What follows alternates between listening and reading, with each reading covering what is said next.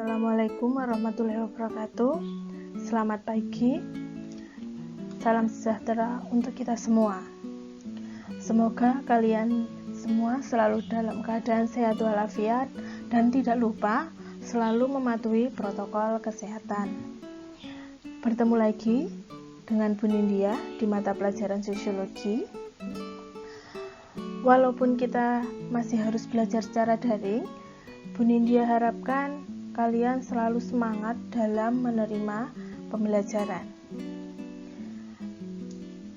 Oke, sebelum kita melanjutkan materi pada hari ini, mari kita sedikit mereview pembelajaran atau materi-materi sosiologi pertemuan minggu kemarin. Minggu kemarin kita sudah belajar 3 materi. Yang pertama yaitu konsep perubahan sosial, di mana perubahan sosial itu sendiri merupakan segala perubahan pada lembaga-lembaga masyarakat yang mempengaruhi sistem sosialnya, termasuk nilai-nilai di dalamnya, sikap masyarakat, dan pola perilaku masyarakat.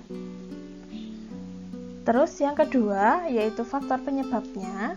Faktor penyebabnya itu sendiri ada 2, yaitu faktor internal dan faktor eksternal.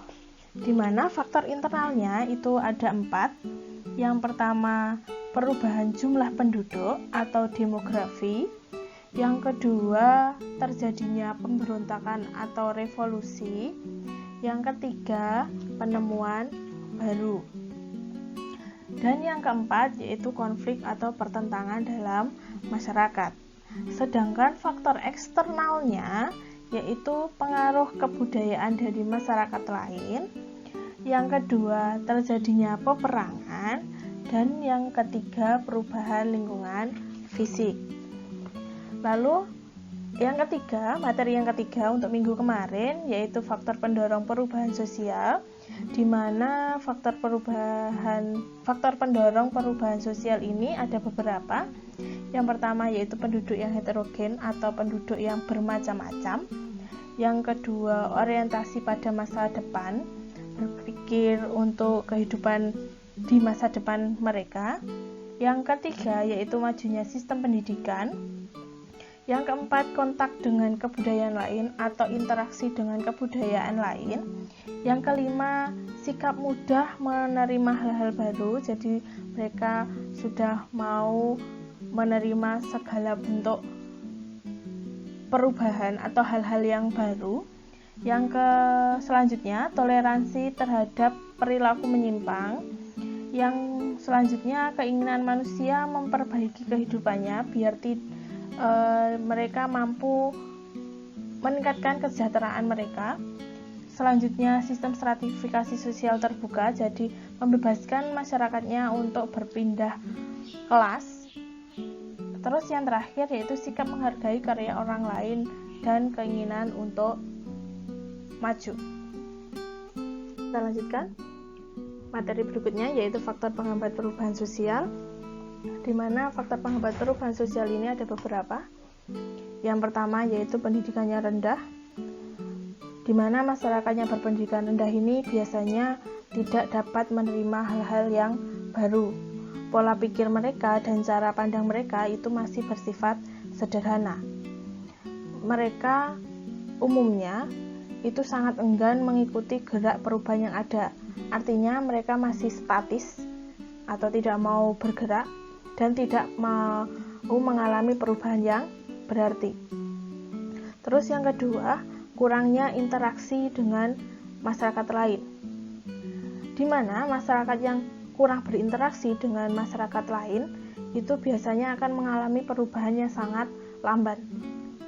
Hal ini karena di masyarakat tersebut tidak mengetahui perkembangan masyarakat lain yang dapat memperkaya kebudayaan mereka. Mereka itu terisolasi dalam kebudayaan mereka dan pola-pola pemikiran yang masih sangat sederhana. Contohnya saja, suku-suku bangsa yang ada di Indonesia yang masih ada di pedalaman, misalkan suku Asmat, suku Baduy, suku Dayak yang masih di pedalaman. Terus selanjutnya yaitu prasangka terhadap kebudayaan asing. Hal-hal yang seperti inilah yang sering kita jumpai pada masyarakat yang pernah dijajah oleh bangsa asing karena trauma di masa lampau. Akibatnya, mereka menolak segala hal, terutama berasal dari kebudayaan asing, walaupun kebudayaan asing itu akan membawa perubahan ke arah yang lebih baik. Selanjutnya yaitu adat dan kebiasaan yang sulit diubah, di mana mereka itu masih mempertahankan adat istiadatnya. Contohnya misalkan di suku Baduy, mereka masih sangat mempertahankan adat istiadatnya dalam pernikahan. Misalkan mereka tidak mau menikah atau tidak diperbolehkan anggotanya menikah dengan orang dari luar Baduy. Padahal biasanya kita bisa melihat orang baru ini mampu membawa perubahan dalam masyarakat tersebut. Terus selanjutnya adanya kepentingan yang tertanam kuat. Muncullah sekelompok orang atau vested interest. Adanya vested interest yang kuat dalam suatu kelompok menyebabkan perubahan sulit terjadi. Kenapa? Karena hal ini dikarenakan setiap kelompok yang telah menikmati kedudukannya pasti akan menolak segala bentuk perubahan. Mereka akan berusaha mempertahankan kedudukannya tersebut, dan mereka takut adanya perubahan yang akan mengubah kedudukannya dan status dalam masyarakatnya. Selanjutnya yaitu hambatan-hambatan yang bersifat ideologis. Perubahan yang bersifat ideologis ini juga sangat sulit dilakukan. Kenapa? Karena setiap orang memandang ideologi itu sebagai sebuah pedoman hidup yang paling mendasar. Oleh karena itu, perubahan yang bersifat ideologis ini tidak mungkin terjadi terlebih pada masyarakat yang masih tradisional, ketika ideologi dipegang kuat dalam kehidupan masyarakat. Terus selanjutnya, rasa takut terjadi kegoyahan pada integrasi kebudayaan. Terciptanya integrasi itu merupakan harapan dan cita-cita semua masyarakat pada umumnya. Oleh karena itu, integrasi merupakan sesuatu yang sangat dilindungi oleh masyarakat. Segala hal baru pasti akan ditolak untuk menghindari kegoyahan dalam integrasi masyarakat. Terus yang terakhir yaitu sikap tradisional masyarakat. Umumnya pada masyarakat yang masih tradisional atau suku bangsa yang masih pedalaman itu memegang kuat adat istiadat mereka. Mereka menolak segala hal baru yang berkenaan dengan kehidupan sosial, adat dan kebiasaan diagung-agungkan, serta sikap inilah yang akan menghambat masyarakat tersebut untuk maju. Semoga kalian paham dengan penjelasan saya mengenai faktor penghambat perubahan sosial. Kita lanjutkan mengenai agen perubahan sosial, di mana agen perubahan sosial ini ada beberapa yang terlibat. Jadi agen perubahan sosial itu sendiri merupakan pihak yang mempelopori yang merencanakan dan yang melaksanakan perubahan sosial. Lalu siapa saja agen perubahan sosial ini? Terus apa saja perannya?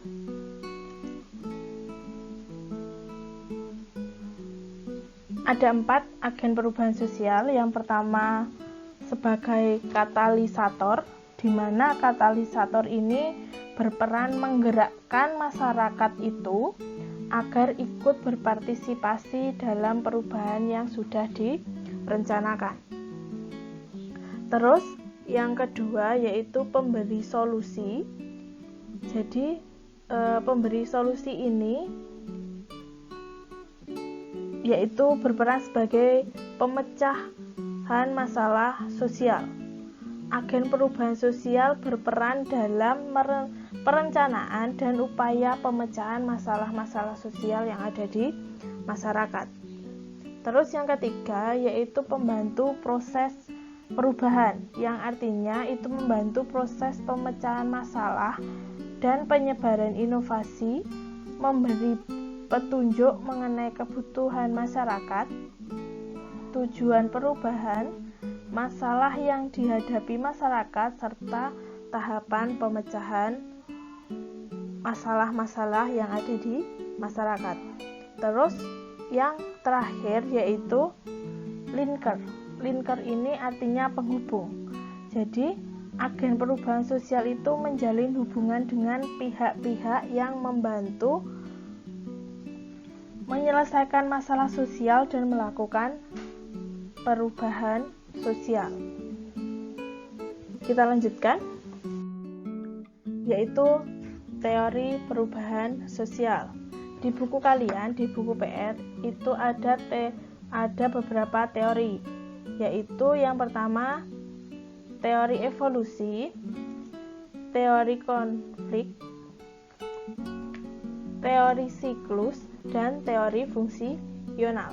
Mari kita bahas satu-satu. Yang pertama dulu yaitu teori evolusi. Mungkin kalian kenapa sih kok di sosiologi ada teori evolusi, padahal teori evolusi ini mesti kalian sering dengar dalam pembelajaran ilmu biologi untuk anak IPA. Teori evolusi ini memandang perubahan sosial itu terjadi karena perubahan pada cara pengorganisasian masyarakat. Jadi masyarakat itu mengalami perubahan dalam kehidupan secara perlahan, sesuai arah tahapannya. Jadi masyarakat itu bergerak dalam satu garis linier menuju satu tahap atau satu titik tertentu, dimulai dari tahap primitif, jadi itu sangat-sangat sederhana, lanjut ke tradisional, sampai ke modern. Jadi teori evolusi ini memandang mereka itu selalu bergerak ke atas.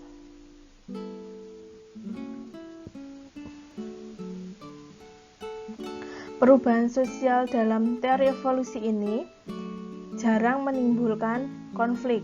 Karena apa? Karena perubahannya itu berlangsung sangat lambat dan cenderung tidak disadari. Menurut Suryono Sukanto, teori evolusi ini ada 3, yaitu teori evolusi unilinear, yang kedua teori evolusi universal, dan yang ketiga teori evolusi multilinear. Lalu apa sih yang dimaksud ketiga teori tersebut? Coba kalian cari pengertiannya, terus nanti kalian jawab di Google formulir yang sudah Bu Nindya siapkan.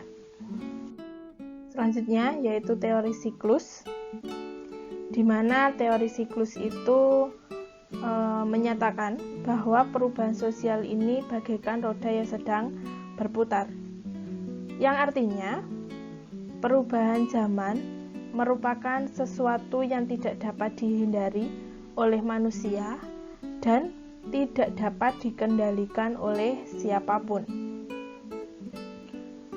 Bagaimanapun seseorang itu berusaha untuk mencegah terjadinya perubahan sosial, mereka tidak akan mampu. Karena apa? Karena perubahan sosial sudah seperti sifat alami yang memiliki setiap lingkungan masyarakat. Paham dari sini? Oke, kita lanjutkan ke teori selanjutnya, yaitu teori fungsional,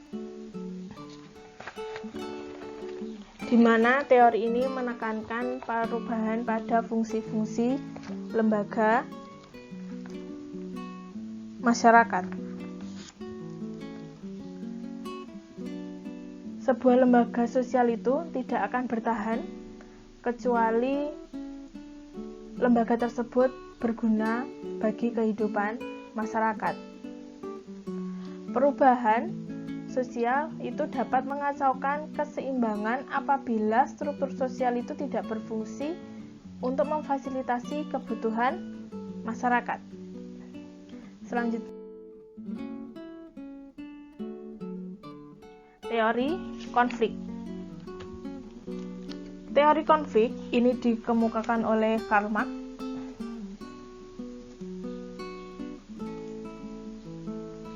Di mana teori konflik ini memandang ketidakadilan dan ketimpangan sosial inilah yang menyebabkan terjadinya pertentangan antar kelas sosial, sehingga muncul istilahnya perjuangan kelas.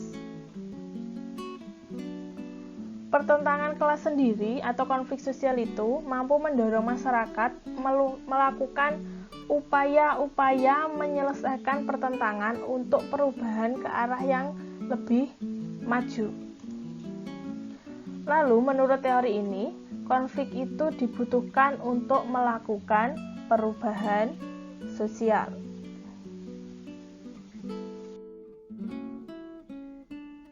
Mungkin cukup untuk hari ini materinya. Lalu silahkan kalian absen dan kerjakan tes pada Google formulir yang sudah Bu Nindya tulis di deskripsi video ini. Untuk hari ini cukup sekian. Wassalamualaikum warahmatullahi wabarakatuh.